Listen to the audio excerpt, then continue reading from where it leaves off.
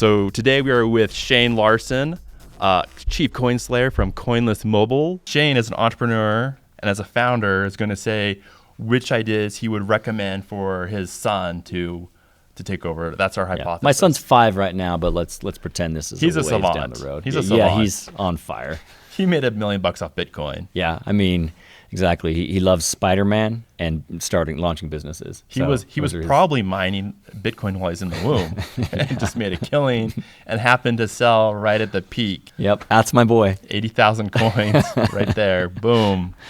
Well, what's the first business idea here? Let's dive in. All right. Custom-made fit gloves. All right. Let's just read a little bit here. It says, my hands are weird. Regular gloves do not fit. I've spent hours looking on the internet for custom glove makers. There's one from Sweden who comes to the U.S. twice a year to take measurements for fancy dress gloves. I've heard of this with business suits. I've got a friend who does this with business suits. It's a pretty common one. I know there's a few people that are hooked on their guy from Thailand that comes every year to Salt Lake City. Exactly. He measures them up. He travels around. He's got clients all over. It's always a growing network, and he stays busy just coming, taking orders, and then heading back and then shipping them back. Mm-hmm. So this is kind of the same thing, but with fit gloves. Let's read the rest of this little thread. This is all caps. I just want to work. I just want work gloves that fit. That person's yelling at us right now. Also, some people, like my father, are missing part of their fingers. Oh. And they also deserve gloves that fit snugly without floppy, extra long fingers. All right. So what I'd like to to ask is there a market for that segment alone? What's your guess? You know what? We're going to have to go off a guess without numbers. But let me first give you a little bit of personal context. Are you a guy I that has actually 6 fingers? have, yeah. I'm the perfect person to answer this question. You have 12 toes. No, I don't have 12 toes. I don't have, and I have 10 fingers. When I was a freshman in high school, I broke this bone right here. Ouch. That's got kind of like an arc to it. You can see it, right? Is that from boxing? No, there's a little bump right there because it hit the growth plate and it just never really grew back correctly. Anyway, punched a wall? My fingers stopped growing from that point when I broke it. So you have floppy glove syndrome. I do. The ends of my left hand index finger is a floppy finger glove. Well, so how do you solve it? It's never been a big enough difference for me to really care that much, but I do notice it. I have thought a few times in my life. For me, I feel like my middle fingers. Wait, is it my middle? I feel like my other fingers hit the ends and the others don't. I want it to be like consistent. Someone who's OCD. So there's a huge market for someone who's OCD, wanting perfect fit gloves. Maybe you're gonna have after this. All your gloves you're going to throw out and get custom gloves. I will say this. There have been a few times in my life where putting gloves on, I've looked at my finger and thought, man, it would be nice if that was just a little bit shorter on there. Okay. So what do you rate? But I did never think, is there a custom glove maker out there to do it? If I knew that there was, would I call them up? I guess the question is, does this exist already? Is this a business that's as an entrepreneur, I mean, there's a ton of business. I mean, before Google existed, there was Yahoo. Before there was Men's Warehouse, there was a ton of suit companies. Is this an idea, scale 1 to 10, the likelihood that you would do it? 1 to 10 was your scale, right? I hope it was. 0 to 5. 0 to 5, okay. The likelihood that I would buy from the custom glove maker? Let's say his son's like this tall right now. Maybe this tall. Let's say your son were to come. He's a little bit older now. He's 5 years old. Mm-hmm. He comes to you and says, Dad, I'm going to start this business.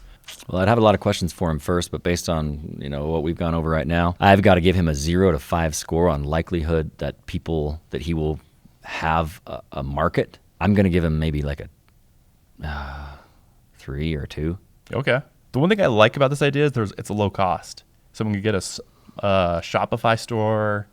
You could create some ads. You don't even actually have to have gloves. You could just Photoshop it and see what happens. But the cost is in that custom effort you're making. Yeah, custom You've measurements. got to go and measure every single. So it's labor intensive. So there's your cost, the time and everything else that takes. And then do you really custom make these after each measurement, or do you have a bunch pre-made that are going to be like close enough or just about? You know what I mean? Mm-hmm. And if you do it that way, then the amputee who comes along and you have to make one without or half of a finger or whatever, those you're not going to bulk order those because it's just going to be 2 rare cases. It sounds like you do have to do some custom everyone's digits are not the same proportion. And Not even all that digits person are who wants created them equal. custom That's fit. true. I almost feel like you could have like a phone app that could scan it, something that simple. Put it against a ruler, measure it, done. Maybe. Be tough. I mean, maybe an iPad. I don't. Or phone apps. Okay. So you would give it a 2 or 3. Yeah. All right. I think the barriers. I think the whole measure me for a suit, and there's long-term value. It's more of a high-ticket item, and so I think it's making a little bit more sense to take the time to measure. I think your market, but everybody wears close to. All right. Nearly everybody wears suits. Let's roll into this next business. Okay. Are you ready? I had this thought about flavored toothpaste. Doesn't sound unique so far. It seems like that's been done. Mint. Many different flavors, such as any fruit, vegetables, or food you can imagine in a flavor of toothpaste. What's a I don't fruit know. vegetable? So like a tomato toothpaste? Tomato is a fruit vegetable, I believe. I don't know. Post comments on what you think about it. What about a cucumber toothpaste? Teddy bear smile. A cucumber? I'd probably be interested. I love my favorite flavor of Gatorade is cucumber. Gatorade, Okay. The cucumber lime. Have you had it? I have not. It'll blow your mind. I'll try that after So this. good. Well, it's very polarizing. You either love it and think it's the greatest. I do like or cucumbers. you're just like, wow. I've seen both reactions. Okay. So what's the reaction to a cucumber flavored toothpaste? Cucumber flavored toothpaste sounds fantastic because there's something refreshing about cucumber itself and the flavor. So that flavor itself, I think Colgate, get on it. Crest, what are you doing? Try that flavor out. But this guy wants to start his own business where where the whole business is just toothpaste that have crazy flavors. He says fruit vegetables, so they're not crazy. He didn't give examples. What do you think? I guess the question I would have is, has Crest or Colgate not thought of doing this already? Because wouldn't they have the easiest way to just come in and do this? But they would also want something that would be very, very mass market. So something like a cucumber toothpaste may not be mass market enough for them to roll out with it. Which could be an answer in itself. But the riches are in the niches, is what I've been taught.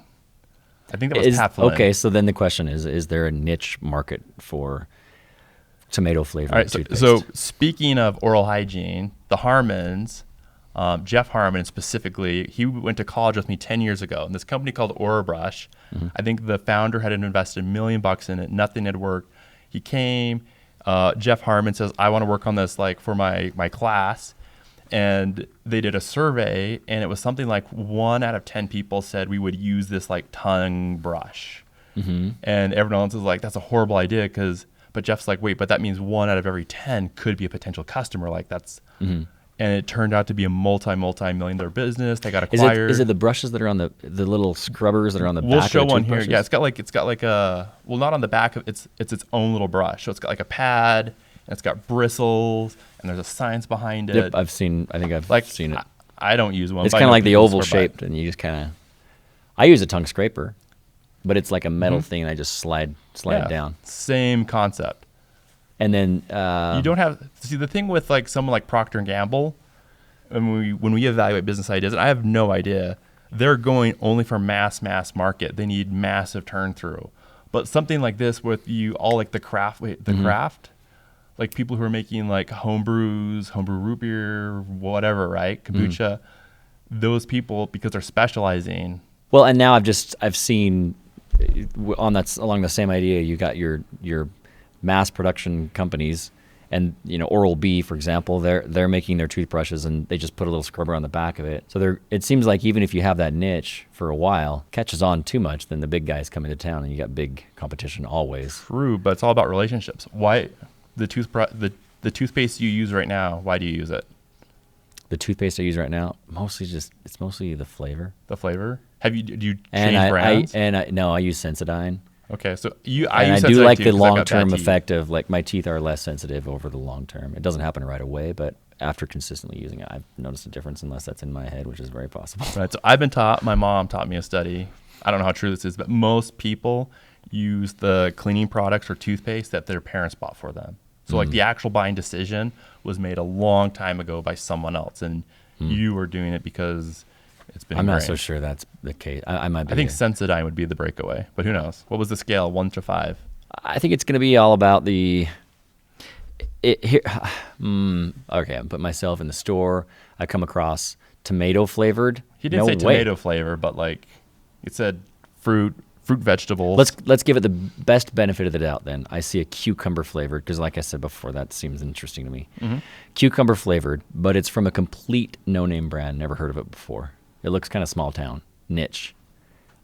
For toothpaste, I don't know why, but I don't like the niche options. So I personally, and I do not speak for everyone right now. Okay. I personally am probably going to give it a 2. It doesn't seem lower than the other. Now, if I have a recommendation from a friend who says, "Dude, you got to try this stuff. It's pretty awesome." So you would make custom you gloves love, You love cucumber Gatorade, right? This is all about you. So you would make custom fit gloves over custom or specialized toothpaste. They're pretty close. Pretty close. Yeah. All right, we got the next idea for you. Ready to read? We'll have to filter this one. Okay, this one is. I have no qualms with saying some colorful language here, especially when I didn't write it. All right. This one's titled "DriveThru Shit / Road Rage." Ever seen a movie where the stuntman is driving through fruit stands, boxes, traffic cones, cornfields, or whatever, and thought it looked like fun? Now you can do it in real life. Get behind a demolition derby-style car on a closed course and rip through the field until your time expires. Similar to rage rooms, which are apparently sort of popular now. Thoughts? I like a it. Unique idea. That sounds like fun. My knee-jerk reaction is, yeah, it sounds like fun. It'd be if there was like a nearby field someone bought and you're just kind of like driving through. I could see some high liabilities here. High liabilities. I mean, it depends on the intensity. You got to have some serious governors on those cars, and then you're taking out the fun if you can't floor it and feel it. I like the idea. I think someone should definitely like play with the space, but I think you're going to run into some limitations based on liabilities. Scale 1 to 5. On my desire to try this business. No, like your son comes to you and says, "Hey, I want to start this business. I've got a field. I've got some cars." I guess I would give it like a 3. But I would my advice would be proceed with caution. Look to the legal stuff first and see if it's even a possibility there. Okay. But it sounds like a fun, very marketable. This one are gloves. Really easy. If you besides being Chief Coin Slayer, if you had to do the gloves idea, the toothpaste idea, or this road rampage. I had to do one. I have to invest money in one of them. You have to or invest time or effort. Invest money. That changes the question. This one's more exciting to me, so it makes me want to see it done more. But I think it's hard to get a return. I think it's harder to get a return gloves. as an investor. It'd be easy to get a lot of press. Custom gloves, because I've seen the custom suit model work. Okay. So there's at least that. All right. I like that. Yeah. All right. So this one is bounty hunters, but for massive tax evasion. So we're talking about taking down giant corporate America here, right? Mm-hmm. Is that what he's talking about when he says massive tax evasion? I mean, I imagine people. Here's the here's the rest of the thread, the body of the thread. It says the IRS has said that it's too costly and time-consuming to look into the rich. Why not offer the basic information to people, most probably lawyers called tax hunters, and then let them take 50%, 50%, okay. Dang. Have a lower minimum of $500K estimated tax fraud. The whistleblower rule gives you, I think, 10% if there's... So I don't know if this would fall under the whistleblower rule, but potentially. Yeah? I can't see why this may actually already exist. There's an attorney there was Bernie Madoff, and right before Bernie Madoff, there was one other guy who had a massive scheme, but Bernie just took the cake. Who is it? We'll put his name down, but I think if you find out he's got the whistleblower rule, you can get 10%. So I think something like this might already exist. Mm. But if you were to, someone says, "Hey, I'm going to come," if you were to invest in this business, scale 1 to 5, the likelihood. I like your question about my son came to me with this idea. Your son wants to do this. What would I tell my son? I guess my first questions would be along the lines of what already exists in doing this. Let's assume it's 10%. Go find people who aren't paying their taxes, and you get 10%. It sounds fine to me because I'm not one of those massive tax evaders, and I would like them to be caught. So yeah, the idea sounds great if it's test it and it actually starts working, then yeah, All right. sounds great. I'll read this one. How about that? Yep. Translating successful channel in my language. I was thinking about translating video of the personal development niche in my language, and of course, changing all the pictures, animations. This YouTube channel will be a faceless one. What do you think? Why does it have to be faceless? Because he or she is stealing TMBU___1. Let's just say completely, they see an idea, they spin the idea, they give credit to the creator, but they do all it the in production. like in Arabic, all the production. So they're just recreating all the production. So it is their own creation. Well, let's say I see a great cooking YouTube channel, and I'm like, I'm going to do this exact, whatever they do, I'm going to do, but I'm going to do it in Arabic. I'm going to do it in French or Creole. I think that's basically what's already being done on YouTube. Yeah, YouTube has tools on board for anybody to translate it into multiple languages. If a viewer really loves Billy the YouTuber, and Billy the YouTuber has his content translated in all languages, would you rather do it from Billy the YouTuber translated into my language, or from I don't know, Silly the YouTuber who just copied Billy's content, But and it's in not French. really Billy. How do you say Billy the YouTuber in French? I don't know. Billy el YouTuber. Uber Eats for store items. Wait, doesn't that exist? Doesn't Amazon do that? No? Store items, but what kind of store doesn't? Yeah, most Should I stores create this? have an online presence that would deliver. Okay, I get it. So maybe he's going out and he's finding the brick and mortar shops that don't have a website, and so he becomes their delivery service for them. This is actually something similar to Coinless. Okay. Right? Like we go to businesses that exist that have another thing, and we've built a platform for them to be able to form a partnership and create ways for people to get the product in a better way. So this person goes and sees like a local boutique shop that doesn't have a website. It's just, wouldn't they rather set up a website? It's so easy these days to set up a website. If this person really cared about the delivery and everything. Couldn't you use like another app like TaskRabbit to just go through and say, hey, come and deliver such and such an item. I already paid for it. You absolutely can. Call them on the phone, pay with a credit card over the phone. But what would be kind of cool is if almost, so in India, there's an app called Zomato, just like with restaurants. But if every store could say, here's the products that we have locally. Let's say you want gum. You want to have to wait for Amazon to deliver it.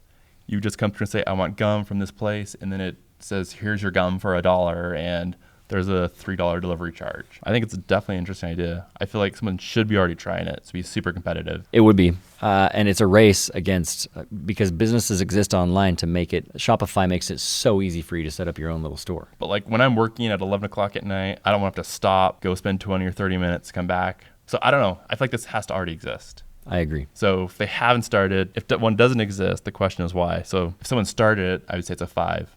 If someone is wanting to start right now, I'd put it at 0. What would you do? Oh, I see. So if you're saying if it's already up and running and they actually show some traction, they've proven the model. Otherwise, you're just too late to the game. Yeah, that sounds about right. And it's a winner-take-all space. I might not give it a 5. Unless because you could go take for a different industry, like a different geographic location. Do this in Brazil if it doesn't exist. It may exist in the U.S. Mm-hmm.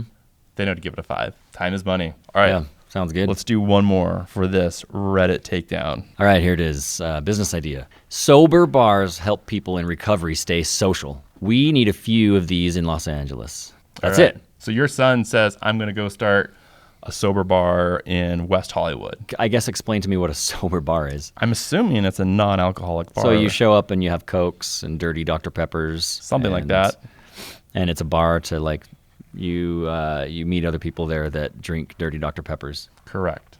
Okay. I'd assume, right? Sure. Why not? If it takes off, great. I mean, in Utah, here in this area, you had Swigs. They've Swig or crushed it. Swigs. But that's not a bar. That's a It's not a bar. drive-through. It's a drive-through. Yeah, so Swig says you can drive through, get your dirty Dr. Pepper, drive off. You don't go in. This is a social scene. There was another local one that did it. And Why would this idea not take off in Utah in particular? That's why I kind of brought up the whole Swigs thing. You got your drive-through it tried sodas. in Provo. So where I went to college. There was a clean bar or whatever you want to call it. A sober bar. Uh-huh. They probably just, how do you make money? You sell sodas the same way as Swigs does. But you can only sell them during peak hours, where Swig always has a line. Yeah. So you're just selling it during your social hours at night when people are coming and hanging out. The difference is LA's population is like times more plus than Provo. It would be too easy to say, oh, well, they don't have the demographic there because. So your son comes through and says, it's Sober huge. Bar, West Hollywood, somewhere near the Walk of Fame. And he's done the research on the number of. I don't know. You've got to advise him. Here's the idea. Dad, I'm going to go spend a month of my life figuring this out. Scale of 1 to 5. Does he go spend that month figuring this out? Sure. I think it's worth spending some time to figure out. All right. Do some research, do some case studies, go in and we need find a number. Give us a number. To support him for a month of research to see if this would work. work. Is that the better test? I feel like the test is varied. Well, every time you can say, well, I've got some questions first. So is it a knee-jerk response on the headline of the idea? But in this case, let's just, since it's been pretty variable so far, I'm just going to keep it that way. Okay. In this case, sure, I would support the idea of him going and doing some additional research. I mean, you got a huge market, and there's plenty of people in Los Angeles that are probably just wanting to be sober. There's enough market there that if one doesn't exist, I see an opportunity. All right. So let's summarize this. So for new business ideas, to summarize it, your son wants to go spend a month checking out new business ideas. Sober Bar in LA, flavored toothpaste, fruit, vegetable, or other foods, custom gloves, the road rampage. I feel like I'm missing one. The printing, A4, A1, A3. Wait, are we counting that printing. one? That Did is we ever dial it down as to what they needed, what they were wanting? I feel like they just wanted to print paper to sell, unless they want to make it for themselves. But I'm going to go Sober Bar as the first choice. Sober Bar. What's your second one? Custom gloves. Custom gloves? Yeah. I'd probably go custom gloves first. I like online businesses. Yeah.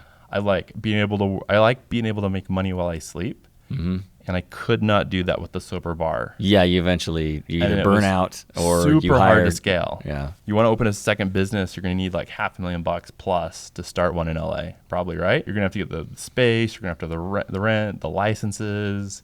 That's a lot of overhead. It's going to take you months to You're talking me out of it. You're talking me out. And I think I put the custom gloves first. Yeah. Custom gloves would be so easy to start and figure it out. Yeah. I think you're right. I mean, considering overhead and the barriers of entry, for sure, you got to go with something that you can do online. All right. Well, Shane Larsen, Mr. Chief Coinslayer, thank you for coming through and rating Reddit ideas. People, you can like, comment, subscribe down below. Tell us what ideas that you think were the best or the worst. And thank you, Shane. Thanks for having me on board. This podcast. There we go. Super famous, right? You are. Look at 1 million views. Yeah. Thanks for having me. All right. It's Thanks, been everyone. fun chatting.